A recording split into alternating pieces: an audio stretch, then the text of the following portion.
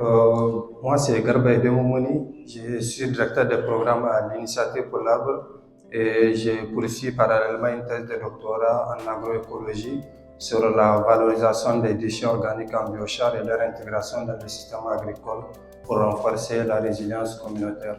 Donc, j'ai quand même l'honneur de vous présenter la synthèse de la première journée de la conférence sur la résilience climatique et l'action anticipatoire au Niger, en tout cas organisée conjointement par l'ambassade des Royaumes-Unis et World Vision Niger sous le leadership du ministère de l'Environnement, de l'Hydraulique et de l'Assainissement.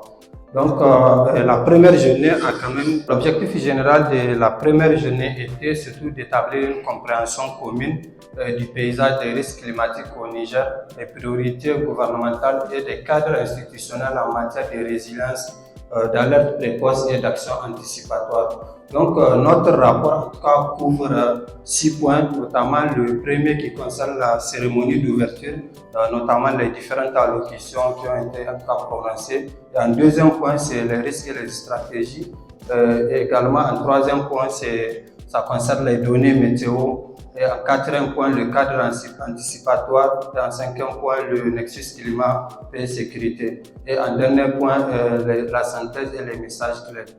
Donc, par rapport au contexte, en tout cas globalement, qui nous a réunis ici, c'est aujourd'hui, en tout cas, on observe que le Niger est quand même positionné à 76e en termes de vulnérabilité face au choc climatique, notamment par toutes ces conséquences qu'on voit, notamment les sécheresses, les inondations, la désertification et également le fait que la population est aujourd'hui autour de 85% qui dépend globalement de l'agriculture pluviale. Donc, par rapport à la première journée, comme je l'ai dit, il y a eu 4 allocutions. Et la première a concerné le représentant de World Vision qui a parlé globalement de l'articulation, en tout cas humanitaire et l'investissement à long terme pour briser le cycle des crises climatiques qui sont répétées.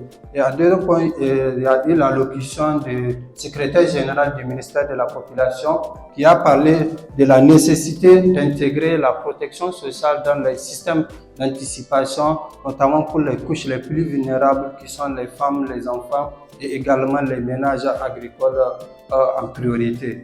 Et par la suite, son Excellence l'ambassadrice du Royaume-Uni au Niger a parlé globalement du partenariat qui doit être fondé sur le leadership national, sur le principe de redevabilité mutuelle et les appuis aux services météo.